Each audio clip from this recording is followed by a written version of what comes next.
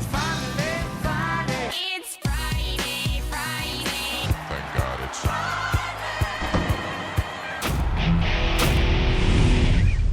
All right, welcome back to the Friday Show. I'm Scott Jagow, along with Ray Paulick. We're glad you could join us.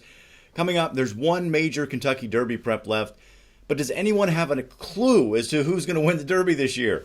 But first, we've had a little bit of a purse battle going on recently. First, the Dubai World Cup, talking about making it the richest race once again, and then the Pegasus increasing its purse from $12 to $16 million. Is all this good for the sport?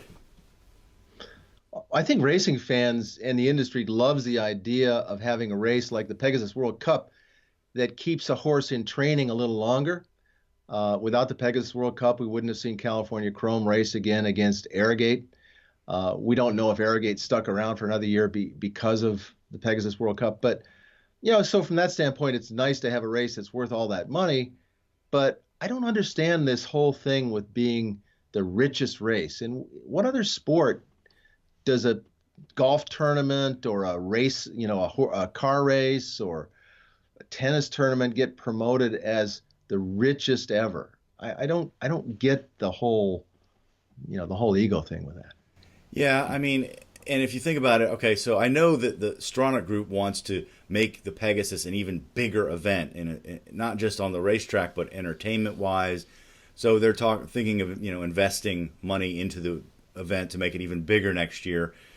So I understand a little bit of that, but is really that the best use of the money that they have to invest? I mean, they could also take that $4 million and create 4 other races on the card that day that are worth $1 million each, or boost the purse of 8 of their Grade 1 stakes by $500,000 each. So, and there are, of course, a lot of other things in the industry which require money, like drug testing and aftercare and all this kind of thing. So, I just don't know if that's the best use of the money. And to your point, in golf, I don't think the Masters has the highest purse, but it certainly has the most prestige among golfers.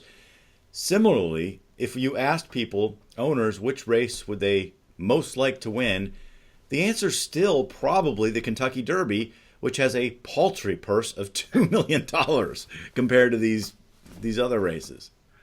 And it was a $1 million purse until I think 2005 when it was doubled to $2 million. And let's not forget that the owners put up $1 million for the Derby purse. It's $25,000 to enter, $25,000 to start. So that's $50,000. If you got 20 starters, that's $1 million. So Churchill's not putting any money into it. And getting back to the Pegasus, I think maybe that's why they're putting the $4 million up, is the people who are buying the starting gate purse for $1 million might be saying to the Stronach Group, look, we're putting up all this money and you're not putting the money up into the purse. Maybe you can sweeten it a little bit, and maybe that's what the $4 million is about. So, yeah, I wonder if we will see an increase in the Kentucky Derby purse, or, because to the other point we were just making, they probably could run that race without a purse and it would still have a lot of prestige and, of course, attract the most attention of any race in the sport. So I don't know if we really have figured this whole thing out, but what do you think? If you had to choose one of these races based on the purse and the prestige, which one would be most important for you to win? Take the poll on our website, paulickreport.com. Moving on to this year's Kentucky Derby, we have a final 100-point prep this weekend in the Arkansas Derby. But to this point, usually we have a clear idea of who the favorite is. In the last few years, American Pharoah, California Chrome, Orb prior to that, Nyquist last year. This year, it's, Always Dreaming might be the front runner right now.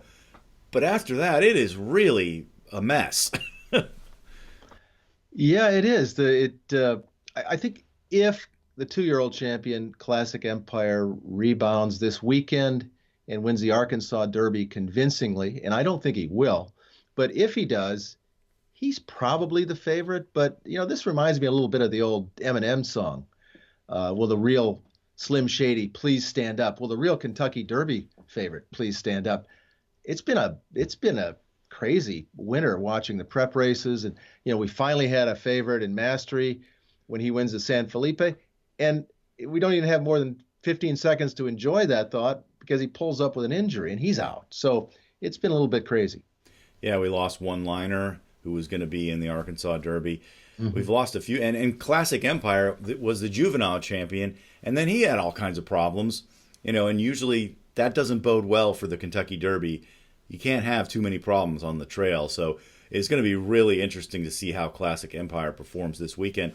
I went through and looked at the 1 1/8 mile preps and the final fractions just to see where we stand with the winners of those races and who kind of stands out. The final eighth and final 3/8 times, the Florida Derby was very impressive. Always Dreaming came home really fast. And then the other race that kind of stood out was the Sunland Derby. Hence, and some of this could be racetrack related, surface related. But that was also the race that produced the highest buyer speed figure, which takes all those things into consideration. So, the Sunland Derby, maybe something to pay attention to. Some of these other races, though, the Santa Anita was so slow. Gormley came home in like 40 seconds for the final 3/8.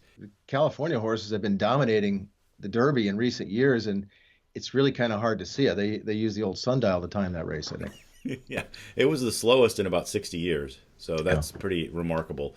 All right, this weekend we have the Arkansas Derby. Who do you like? Well, as I said, I don't think Classic Empire wins it. I'm going with Untrapped, a Steve Asmussen-trained colt that finished second in the Risen Star to Gervin, who we haven't talked about, but he hasn't done much wrong, Gervin. And then third in the Rebel. He's adding blinkers, and he's getting Mike Smith. And those are two significant changes. I agree. I think I've liked this horse for a while now. He might have a case of seconditis, but with those changes, maybe that gets him over the hump. So I do like your pick there. I'm going to go with another potential upsetter, the horse that finished second in the Sunland Derby, the one I just talked about, Conquest Mo Money. Now, it is a great story, first of all. We just did a connections piece on the owner and the trainer. The trainer is a former jockey who got severely injured, and then the owner helped him start a training career. They bought this horse for $8,500 at the November sale last year. What an amazing story this would be if he could get into the Kentucky Derby. And I think he can. If he finishes on the board in this race, I think he'll be in the starting field for the Kentucky Derby, and I'm going to give him a chance to win this thing. I can't imagine a horse ever coming out of Sunland Park in New Mexico and winning the Kentucky Derby. That's like you'd have to make a movie out of it or something. I believe that might have happened before. Mind that bird, 50-1. Oh, that's right.